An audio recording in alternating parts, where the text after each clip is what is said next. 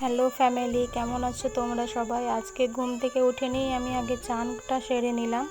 কালকে রাত্রে লাস্ট খাওয়া হয়েছে, আর তো জলও পান করা যাবে না। আজকে আমার ওটি আছে, তো এদিকে কানের নাকের হাতের সমস্ত কিছু খুলে আমাকে রেডি হয়ে যেতে হবে, কারণ ওগুলো শরীরে কিচ্ছু রাখতে দেবে না। আমি চানটা আগে সেরে নিলাম, কারণ জানি এখন কিছুদিন আর চান করতে পাবো না অপারেশনের পরে, তাই ভাবলাম আজকে চানটা সেরে নিই। তো ঘুম থেকে উঠে নিয়ে আগে চান করে নিলাম, তারপরে একটু ভয়ও লাগছে, কান্নাও পাচ্ছে, বাট যাই হোক নিজেকেই নিজে সান্ত্বনা দিচ্ছি। আর এদিকে সকালের কাজগুলো সামলে তারপর যাব ভর্তি হতে। তো এইদিকে দুধটা ফোটাতে গিয়ে আমি ফেলেছি, আজকে আমার পড়ে গেছে দুধটা, বুঝতে পারি না, একটু অন্যমনস্ক হয়ে আছি, তো টেনশন ভাব আছে, তো কাজগুলো ঠিক মতো হচ্ছে না। তো কানের নাকের হাতে সব খুলে ফেলেছি, হাতের শাখাটা খুলতে পারছিলাম না, হাতের অবস্থা খুবই খারাপ, কারণ তারপরে আবার সাবান দিয়ে আমি খুললাম। ওখানে গিয়ে তো এগুলো সবই খুলতে হবে, খুলতে না পারলে ওরা সাঁড়াশি দিয়ে কেটে দেবে, তাই আমি বললাম যে ঘরেই খুলে যাই, কারণ ওখানে আমি রাখবোই বা কোথায় এগুলো। ও ও বেটু, ওঠো ওঠো।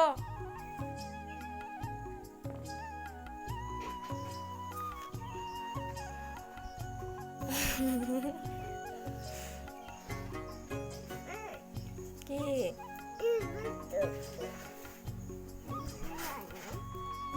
হাই হাই করতো, হাই।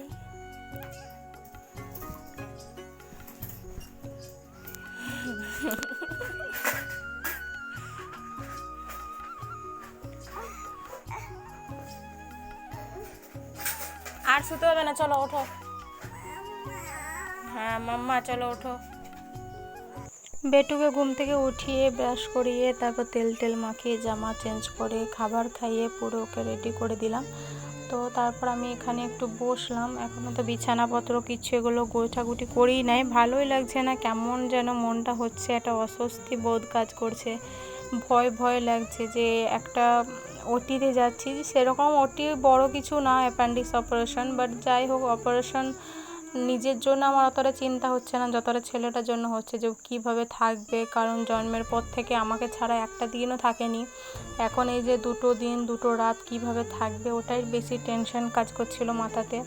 আর সত্যি বলতে গেলে এই টাইমে আমার ভীষণ কান্না পাচ্ছিল, কিন্তু কি করব, কাঁদতেও পাচ্ছি না। যাই হোক দেখি কি হয়, টেনশন করে বেশি লাভ নেই, যত টেনশন করব ততই আরও বেশি যেন টেনশন ঘিরে ধরবে, তো তবুও টেনশন তো হয়ই, তাই না? তো সকালে কাজগুলো সব কিছু কমপ্লিট করে নিলাম, তারপরে আমার হসপিটাল থেকে চলে এসেছে ফোন যে আপনারা কখন আসছেন।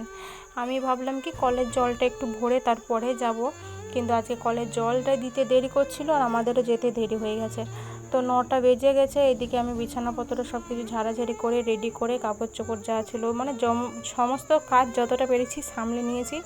এখন বেটুকে একটু গেঞ্জি প্যান্টটা চেঞ্জ করে দেবো, আর একটু দুধটা খাইয়ে দেবো, তারপর ওকে পাঠিয়ে দেবো ওর বন্ধুর ঘরে।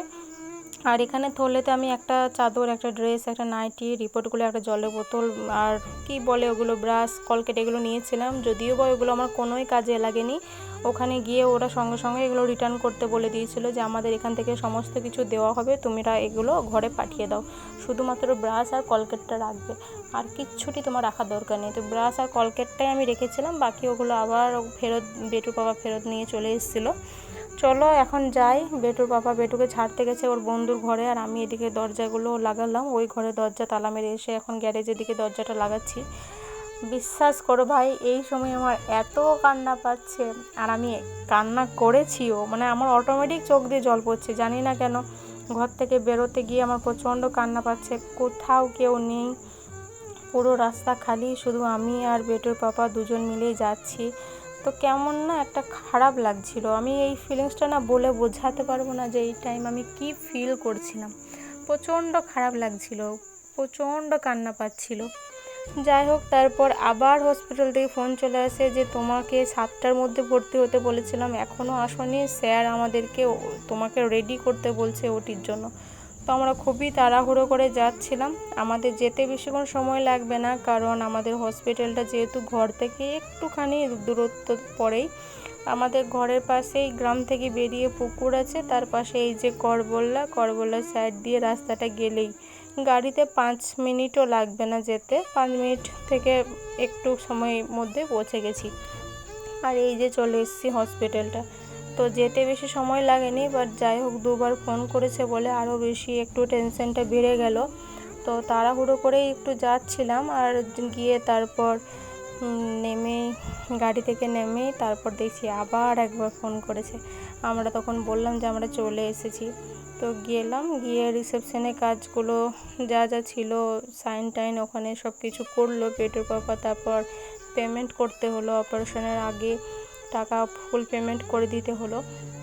সেগুলো সব কাজ কমপ্লিট করে আমাকে নিয়ে চলে গেল ওপরে, এই যে রুমটাতে 2 নাম্বার বেডে আমাকে রেখেছে। এখন আমার এইসব যা যা চেক করার এগুলো করবে, তারপর আমাকে ড্রেস চেঞ্জ করে ওটিতে পাঠিয়ে দেবে। তো এই সময়টাতে বেটুর বাবা আমার কাছে ছিল না, আমাকে বাইরে যেহেতু রুমের বাইরে রেখেছিল, তো কেমন যেন একটু ভয় লাগছিল। আর ইচ্ছে হচ্ছিল যে যদি এখানে আমার পাশে কেউ থাকতো তাহলে একটু ভালো হতো, সাহস হতো। তো যাই হোক, এই মেয়েগুলো খুবই ভালো ছিল, ওরা খুবই মনে সাহস দিচ্ছিল। আর এখানে যে আয়া মাসিগুলো ওগুলো আমাদের গ্রামেরই ছিল, তাই খুবই একটা ভয়ও পাইনি। তো এখন আমি ফুল রেডি, চুল টুল আঁচড়ে টাচড়ে বেঁধে সেলাইন চালিয়ে সব কিছুই আমার একদম রেডি করে দিয়েছে। এবার আমি যাব ওটির জন্য। আর বেটুর পাপাকে বললাম একটা ভিডিও করে দাও, এই যে আমাকে হুইল চেয়ারে বসিয়ে নিয়ে যাচ্ছে। তো দেখো ভিডিওটা পুরো ঝাপসা করেছে, কিচ্ছু বোঝা যাচ্ছে না। তো আফটার ওটি এই যে এটাই আমার, যখন আমাকে সন্ধ্যাবেলায় দেখতে আসে বেটুর পাপা ভিজিটিং আওয়ার্সে, এটা হলো তখনকার ভিডিও। আমাকে তো যেহেতু অজ্ঞান করে অপারেশন করেছে, কারণ আমার স্পন্ডালাইসিস আছে, তাই আমি ইনজেকশনে অপারেশনটা করতে চাইনি। আমি নিজে থেকেই ডক্টরকে বলেছিলাম যে আমি ইনজেকশন নিতে চাই না, কারণ সিজার করার পরে তো আমার স্পন্ডালাইসিস হয়ে গেছে। আবার যদি ইনজেকশন নেবো তাহলে আমি উঠতে পারবো না বিছানা ছেড়ে, তো আপনি আমাকে অজ্ঞান করে অপারেশন করবেন। তাই ডক্টর বললো যে ঠিক আছে, অজ্ঞান করলেই তোমার ঠিক হবে, না হলে তোমাকে আরও ব্যথাটা তোমার বাড়বে। তো অজ্ঞান করে অপারেশন হয়েছি, তাই কিছু বুঝতে পারিনি। যখন ওটি থেকে আমাকে বের করছে তখন আমি সবার কথাগুলো শুনতে পাচ্ছি, বাট চোখ খোলার মতো ক্ষমতা ছিল না। চোখ খুলেছি বিকেলে। আর যাই এখন আমি একদম ফাইনালি একদম ফিটফাট ঠিক আছি, সেরকম কষ্ট হয়নি, কারণ এখানকার সব স্টাফগুলো খুবই ভালো, খুব ভালোভাবে খেয়াল রেখেছে। এবার যাচ্ছি ঘর 2 দিন পর। আজকের মতো ভিডিওটা এখানেই শেষ করলাম।